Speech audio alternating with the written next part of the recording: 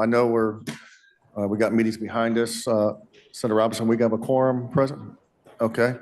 So this afternoon, we're just going to take up several nominations. We have many in the committee, and some of them are even coming yet. Just for your edification, we're going to take up these nominations today. I intend on calling another education meeting Monday after adjournment. Energy will meet in here. Senator Carter has told me it'll be very quick, so we'll meet briefly after energy, and then we'll see about Tuesday as well. You have packaged before you. Those are all the peer background reports. Please ensure you give those to Michaela or Christy when the meeting ends. We don't need those being passed around outside of the committee, okay? So with that, I'm going to turn it over to recognize Senator Blunt, who's going to handle all these nominations that we have before us today. Senator Blunt. Thank you, Mr. Chairman. I believe Ms. McKernan is not here today. Am I right about that? If she's not here, and seeing as she is a first-time appointment, we're going to not take that up today. We want to give her an opportunity to be here. And as you heard the chairman say, we'll be meeting again, but we will not consider her appointment today. We look forward to hearing from her in person soon.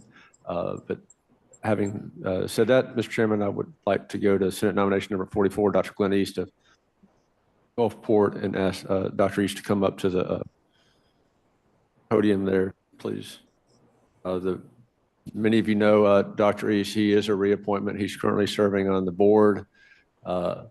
I've known Dr. East since he was in college and was our church youth director when I was growing up. So I think he's done a good job on the board. The peer report is before you. There's nothing negative in the peer report. But Dr. East, I would ask you to briefly tell the committee what you've learned serving on the state board, if you've enjoyed it. It sounds like you would be willing to do another term. Just what your experience has been and why you want to continue to serve. Please, please turn on, push a little button so it turns green. Gotcha. Thank you. I came in during the COVID years, have been there. Rosemary Altman was chairman of the board when I came on. Have thoroughly enjoyed, quite frankly, the first 2 years of just plain learning how the State Department works. Even though I'm a local superintendent, there's a great deal of things that go on in the State Department that were absolutely fantastic to learn about. There is a large number of hardworking staff there that are doing a good job for our state, for you guys, and represent the state very well, and have enjoyed this tenure on the board.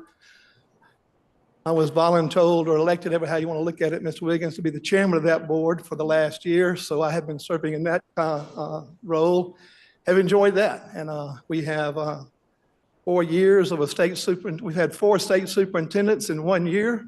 And we've got one that should be coming for you, hopefully to be confirmed for the next year. So enjoy every bit of it. Any members of the committee have any questions for Dr. East? You've got to ask one, Mr. Wiggins. Come on, we go too far back.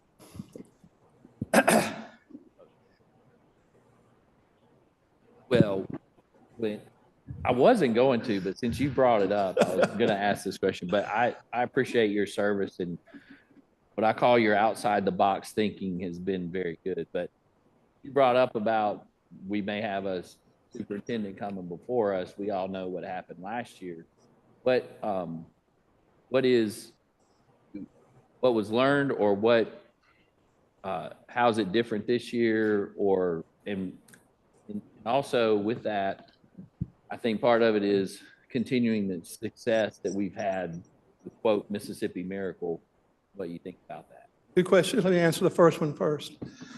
I hope, Mr. Wiggins, that you have seen this last year process a total different way of handling that. We have been, I think, hopefully much more transparent, even though I do think the first year we were transparent. I also think you had a very young board that first time around that may not have known everything we were supposed to know in this big picture of state government. So I think you've seen surveys that have gone out. I think you've seen checklists on how those things were done, how the interview process worked. I think that's been much more transparent.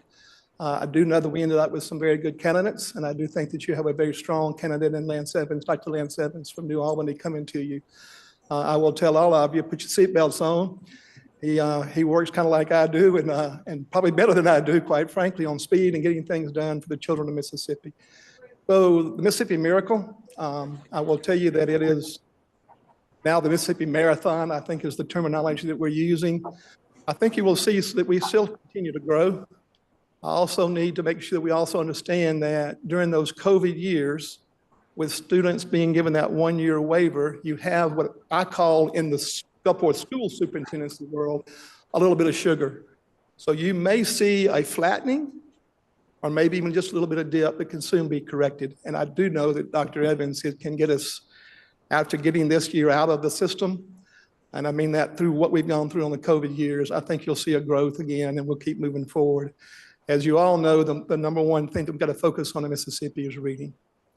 Students have to be able to read. The ACT is built around reading. It's kind of the old joke is you don't even have to know too much math to take the ACT test, but if you can read, you can get through it. So that continues to be something we work on. The literacy teams we have in place right now, absolutely fantastic at the roots level in schools, how they work with our teachers.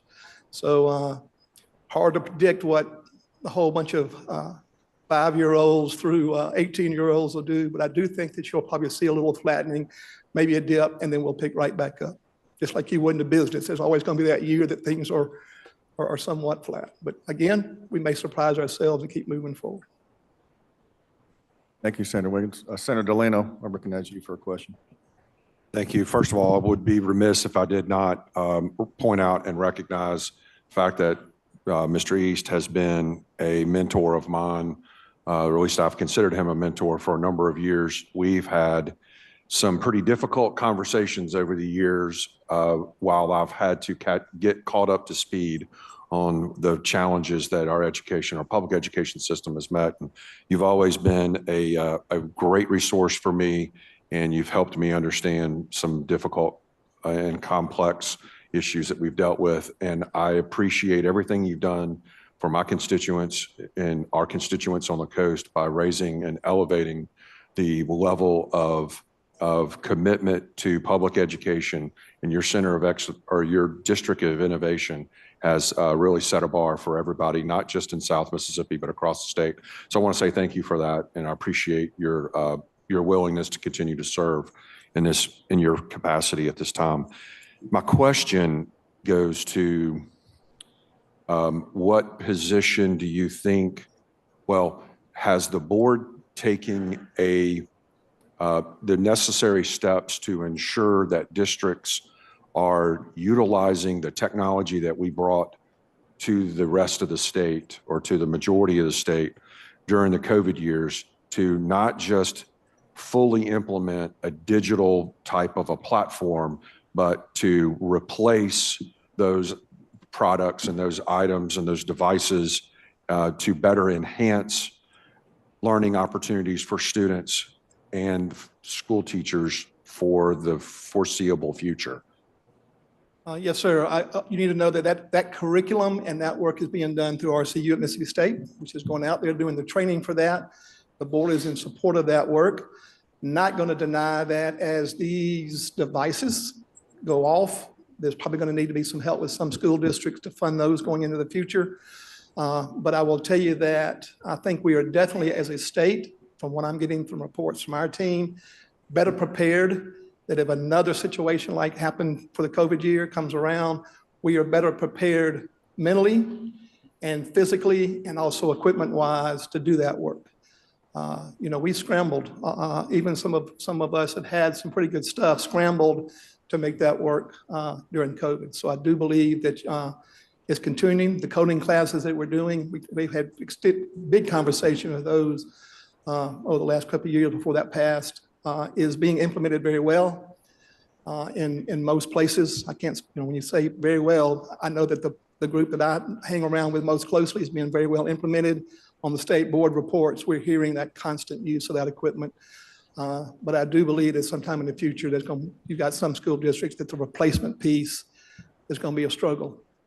Yeah, and as a follow-up question to that, you kind of talked about two separate issues that you and I have worked on. One being the computer science curriculum that has been implemented. And I would like to see the board continue to push to change some of the Carnegie unit systems adaptation to this new curriculum to accept these computer science classes in either a science and a foreign language or a mathematics or some other type of curriculum that would allow for people that have, or students who have high participation rates with extracurricular or extra scholastic events to be able to at least take some of those computer science classes within their core group and graduate with honors within our school districts. I think you got to study, I think they're constantly studying that in that department, the curriculum world, the State Department. And you know how that works. Curriculum changes, there's an APA process, all the school superintendents get that input, all the school districts get that input. But I will look you in the face and say it's not dead. It's constantly being talked about to move forward. Look, technology is the future. I mean, what are we going to look like in 20 years? I mean, are we going to be sitting in the Capitol building in brick and mortar, or are we going to be, more of a virtual situation? So I think that's important for us to stay ahead as a state and as school districts. Yes, sir. And then lastly, the second component of that are the actual devices that were issued to students from K through 12 all the way through, which are either the Chromebooks, the Apples, the PCs, whatever those devices that we've tried to get as close to one-to-one as possible. We know that those have a life cycle, and that life cycle is, I'm guessing, between 3 to 5 years. So we're coming up on the beginning of that envelope where school districts are going to have to start replacing that. What guidance has the board given to the school districts to ensure that they are budgeting for that, to make sure that our students are going to have those opportunities in the future to continue that John type of Freeman and his curriculum? office are constantly reminding the board of that need, of that issue, of that work that needs to happen. Again, I will tell you that the quality of the devices that we received in COVID were better than the devices we were able to afford as a school district first. So yes, a conversation is constantly going on through his office, constant reminders, and you know how these technology folks are. They're going to stay like a bee in your bonnet until it gets done properly. So I feel comfortable that's moving forward. But it also goes to what I had when I talked to Senator Wiggins. There are going to be some districts that struggle with that, Senator Donovan. Well, thank you very much. I appreciate it. Again, thank you for your willingness to serve. That's all. Thank you, Mr. Chairman. Thank you, Senator Delano. Senator Bryan, recognize you for question. Since we all seem to be talking about our philosophy, I'd just like to go on record as supporting foreign language, literature, arts, and grammar. And I would ask if you support those things. The purpose of public education is math, science, English, and social studies, and then the whole child where everything else falls in. So definitely literature is not dead. If today's students, with the way our world is and the situations in the world, don't study Shakespeare, we're in trouble, because Shakespeare applies more to today's world than probably when William Shakespeare wrote about it, to be quite frank. So yes, those issues are there. The literature is there. The local school boards have a great deal of power in their communities, and you know that, to keep those kind of things rolling for the benefit of their students. But the guidelines from the state board and the State Department of Education, they're there to choose and pick, and you can do what you need to do to make sure our students leave us productive members of society. Okay, I'll vote yes. Thank you, Senator Bryan. Senator Boyd.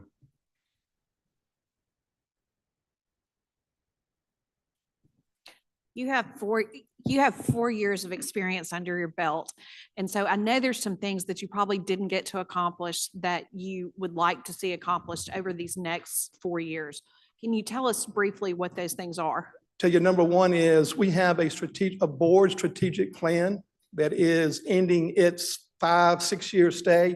A strategic plan doesn't work if you don't go back and review that. So one of the questions that we ask of our state superintendent candidates is how quickly can we get that done and moving forward?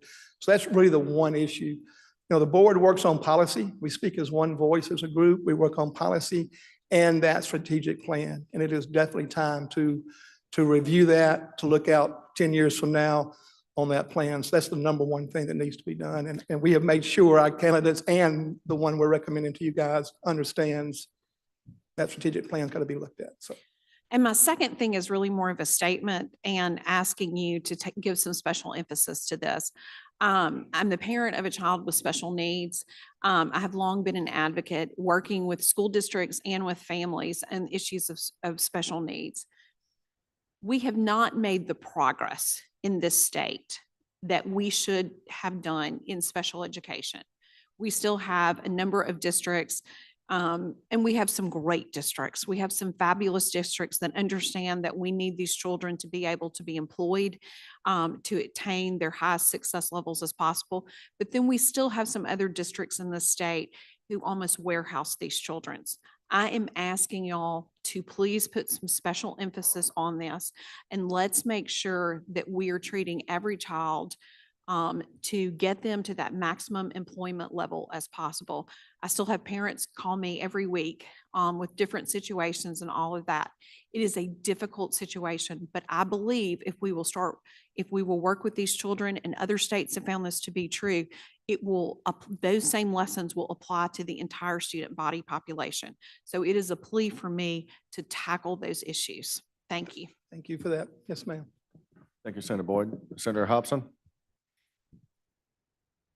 Thank you, Mr. Chairman, and thank you, Mr. East, for your prior service. The question I've got, and then maybe a statement following up on your question is we know that we have a shortage of qualified teachers in Mississippi, and I think that's probably nationwide. I think I hear that from other states too, but do you have any specific plans on how to address teacher shortages? So let me tell you that right now going on across our state is you have pockets of our state that are holding teacher recruitment and retention conferences.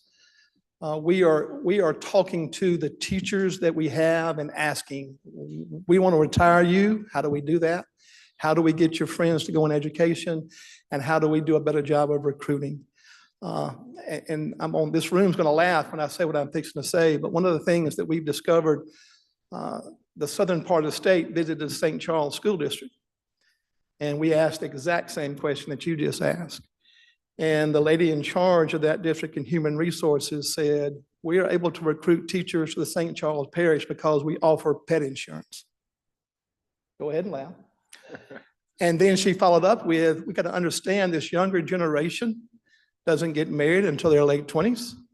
And that pet is their confidant or whatever the case may be. It could be as simple as that. I know that's kind of a joke sounding thing. We're fixing to add it because she said that over 60 of her employees, when they did it that first year, got into that world. So I think it's about dissecting down to what our new generation of teachers need to be successful so that we can retire them. So getting recruited in is not the easiest part, but it's easier than keeping them once they're there because of those kind of little things. So those conferences are going on. We got to look really hard as a country. There's a bashing of teachers across this country right now. There's a bashing of public servants, if I can say it that way. We got to figure out how Mississippi gets out of that and we're able to recruit and keep the top quality folks that go off to our schools and graduate. I will tell you that in the English world, you can find English teachers now pretty easily. You're looking for an advanced math teacher, we're all struggling. I mean, I'm fortunate to have people there, but we're all struggling to find that. So we've got to have a way to recruit and keep the math side of the house going. We all still have good senior English teachers, I'll tell you that, y'all know what I mean. So anyway, there is a method at the grassroots of trying to get those teachers recruited and more importantly, retired. Well, I think we'll all appreciate your efforts and the department's efforts to try to bring in as many teachers as you can, good teachers. And this second part is really a statement, obviously, and what you said about the difficulty of getting the math teachers, for instance. I have seen this, and those that have been around me for the last year or two probably heard me say this a bunch, but I know how difficult it is. I actually represent a very rural school district that struggles every year to get qualified, certified teachers in their classrooms. And I think we have two shortages.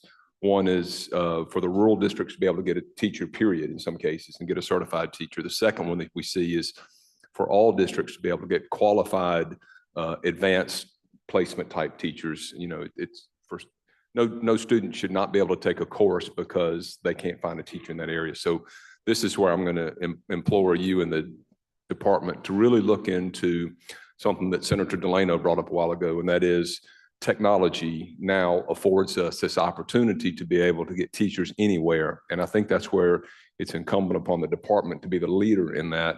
I've talked to Ray Morgino, I've talked to Lance Evans about this. I hope you will be very supportive of trying to ensure that every district has access through the department to get the qualified teachers they need to lead their students. Just because of your zip code, you shouldn't be relegated to certain classes because of your zip code or because of the lack of teachers in that area. So I'd love to see you work on making sure that if it's a physics teacher or advanced algebra teacher or some, advanced chemistry teacher, something that's very difficult to find, that you couldn't access that teacher somewhere else in the state, or several of those teachers that can teach. We've got technology now. They can teach online and they can teach students in the rural areas where a lot of us represent students. So I hope you'll take that to heart in your No, that's a considerations. statement, but let me give you some Thank you. information that may help you. Right now, Gulfport, Scott County and Boonville are doing exactly what you say. We have some of our top teachers teaching 6th and 8th grade mathematics in Kemper County via a virtual program. Boonville has 400 students taking classes through their school district doing a virtual. Scott County, we're teaching a group of kids there. So that goes back to what I said earlier about we don't even know what brick and mortar is going to look like in 20 years. And so those are exact things we need to talk about to be able to grow Mississippi teachers teaching Mississippi students, because we all know Mississippi is a very great place and a natural place for us to do that work. So the grassroots of that is there. So hopefully we can sustain it and then also get it, you run the experiment and then the State Department can look at it and see how it goes.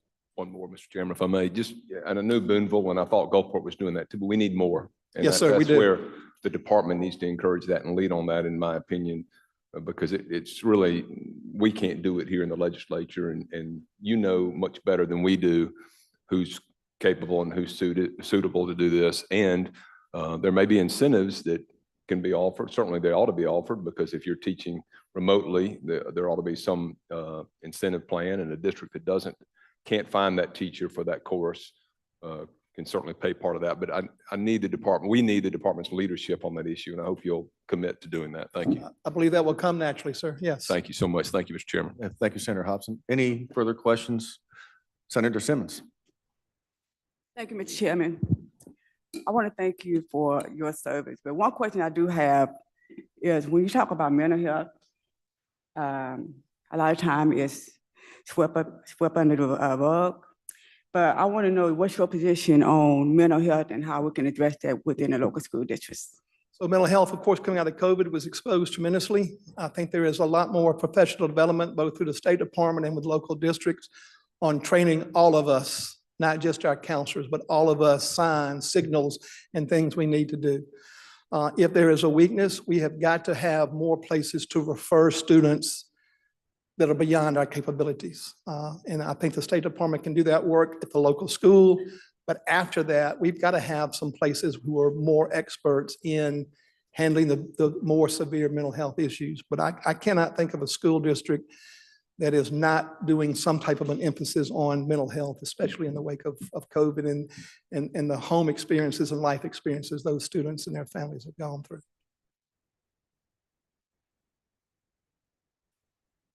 You're welcome. Thank you, Senator Simmons. Any further questions, comments for Mr. East? Senator Blunt? Thank you, Mr. Chairman. My motion would be that we do advise and consent on Senate nomination number 44. You heard Senator Blunt's nomination on Senate. We do advise and consent. Everybody ready to vote? All in favor, say aye. Aye. Opposed? The ayes have it. Thank you, Mr. East. I'd like to talk to you later at some point, get the results of some of that distance learning you were talking about with Senator Hobson. We'll have See what the that data results. probably the 1st of June. I'll make sure I get it over there to George County too. You can share it with everybody. Thank you, sir. We Thank you. appreciate it. All right, let's call up Senate nomination 61. Senator Blunt. Thank you, Mr. Chairman. I believe that Dr. Cummings is available online via Zoom. Yes. Can you hear me, Dr. Cummings? Yes, I can. Hello, good afternoon. Good afternoon. We can hear you too. Thank you. You have been appointed by the Board of Trustees of IHL to serve on the Authority for Educational Television. You currently serve on the College Board, and Yes. my understanding is that the law. IHL, yes. Mhm. Yes, ma'am. My understanding is the law requires that IHL have a representative on this board. Can you briefly tell the committee why you would be interested in serving on the Educational Television Authority? Oh, absolutely. First of all, it's a nice alignment with the IHL board. And then when you even look at what MPP does, because what they do, their mission is Mississippi. So how could any Mississippian, first of all, not be attracted to that? And also when you look at a lot of times, if you look at their taglines, they educate, they inform, they entertain. And so all of those things really help bridge the way for young people, for older people, people of all different ages as well. And the reason I have a special interest in that as well professionally, it really does connect to my why. I've worked in healthcare and education all of my career. And when you look at education, there's a strong correlation between education and health, quality of life, health literacy, all those different things. And so it's really like health and education is like love and marriage. They both go together, one without the other just doesn't do. So certainly for me, it's kind of a personal calling, and it's a great opportunity to serve, to represent IHL on the MPB board. Thank you. Thank you, Dr. Cummings. Thank you, Senator Blunt. Does anybody have any questions for Dr. Cummings? Any statements? Okay. Senator Blunt? Dr. Cummings, thank you again for being with us virtually from your home in North Mississippi. And I don't think there are any other questions from members of the committee. So, Mr. Chairman, my motion would be that we do advise and consent on Senate nomination number 61 for Dr. Cummings. Thank you, Senator Blunt. You heard the motion by Senator Blunt that we do advise and consent. All in favor, say aye. Aye. Opposed? The ayes have it. That will be reported to the floor. Call up the Senate nomination 67, Kelly Dawn Barham, and I'll recognize Senator Blunt for that nomination. Come on up, ma'am. If you just come to the podium, please.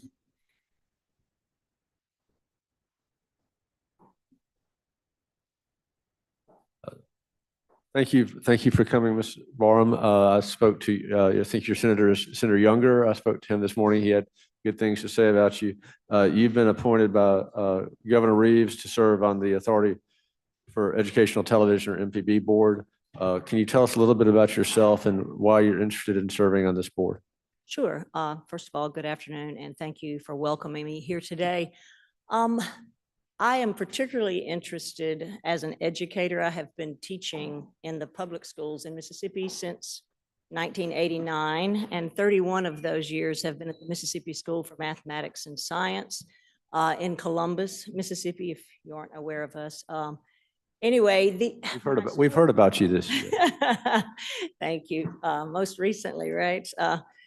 So when I was asked to consider this, and I spoke with Mr. Ailes and Dr. Mackey, I got very excited about the new vision for MPB with regard particularly to education and where we could ramp things up and possibly assist, particularly in digital education network. They are reworking that with some really exciting components to offer and working in tandem with MDE so that they can offer on demand and also coursework that students all over the state can take that could lead to Carnegie units.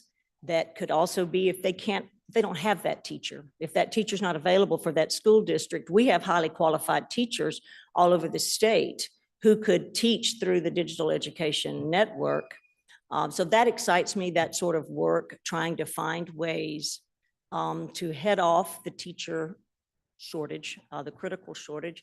And also, we don't live in the world we lived in 50, 75 years ago. An education model that we're using shouldn't look like that either. It is time, if we have to drag everybody kicking and screaming, into this realm that our students we have today, this is the way they learn. This is what they do, and we have to meet them where they are. So I'm really excited about the work that is in front of us as a member of the Mississippi Public Board of Education, Mississippi Public Broadcasting. Thank you. Does anyone have any questions for Ms. Barham? Any comments? I know Senator Younger is here. Do you give the stamp of approval for Ms. Barham? Is that correct? Wait a minute. Okay. Okay. So Senator Younger endorsed you. That could cut both ways. You may want to have him walk? We do love Chuck. Okay. I recognize Senator Delano for a question. Sure. Mr. Chairman, I thought things were going really well here, but here in the last few minutes, with Senator Younger walking in, I don't, anyway, I was just saying, thank you, Mr. Chairman. Thank you, Senator Delano. Senator McMahon. Thank you for your work.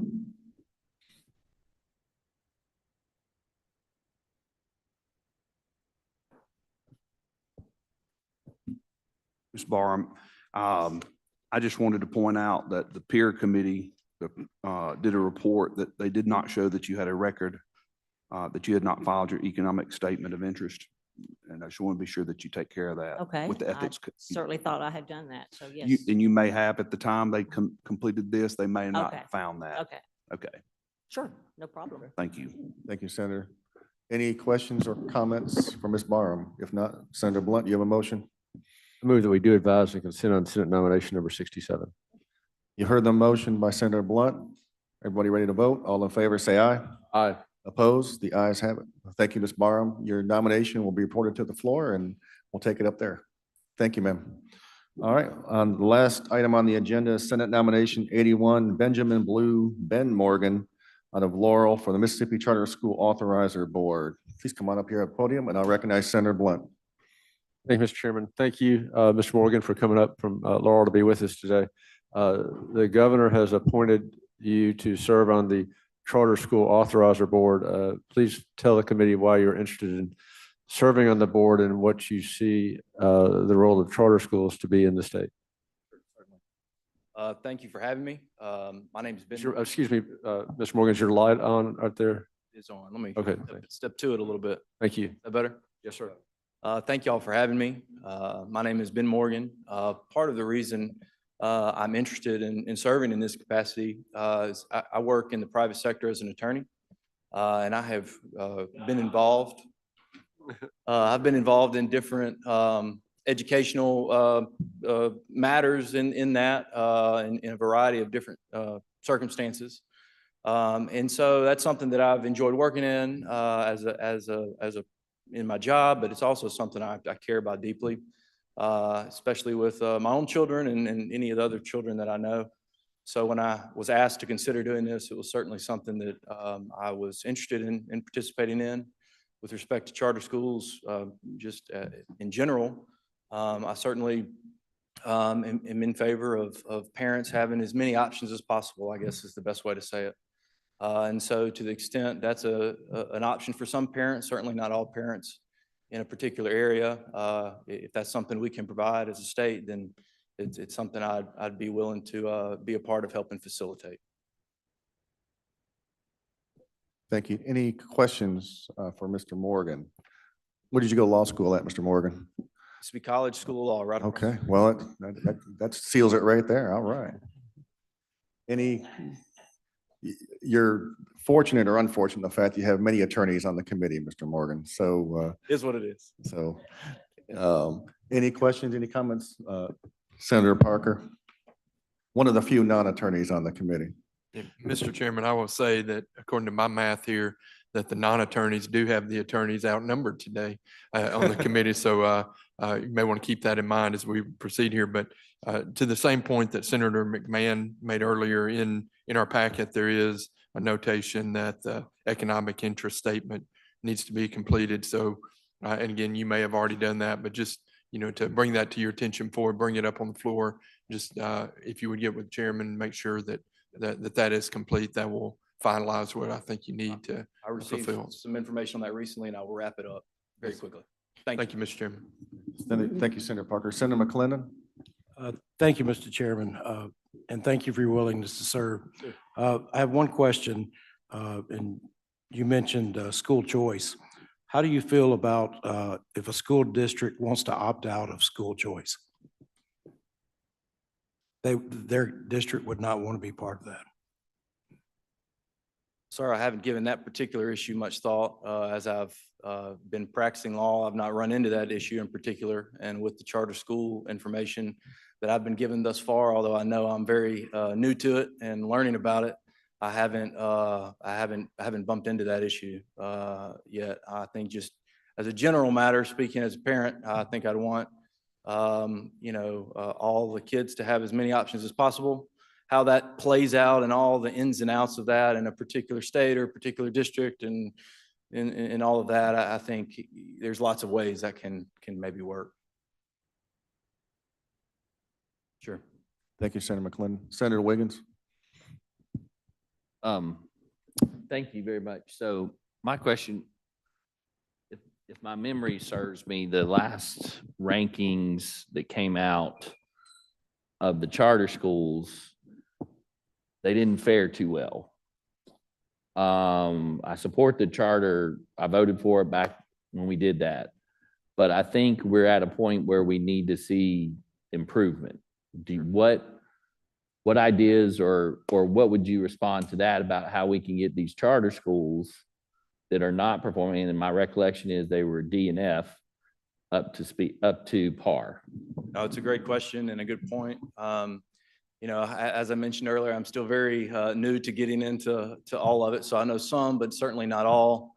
I don't know if I can speak to any specifics of trying to improve that, but improvement across the board is always good. And so through working with my fellow board members and the executive director, we'll be looking, I'm sure, at all of those issues. I'm sorry I can't be more specific on that at this point.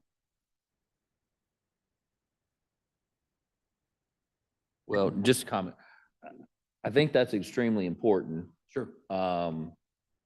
Because I'm not sure how old our law is, but the whole point, is to have the charter schools. But in my recollection of the law is that at a certain point, they could actually be rescinded or closed because of the negative performance, because we're looking at the children.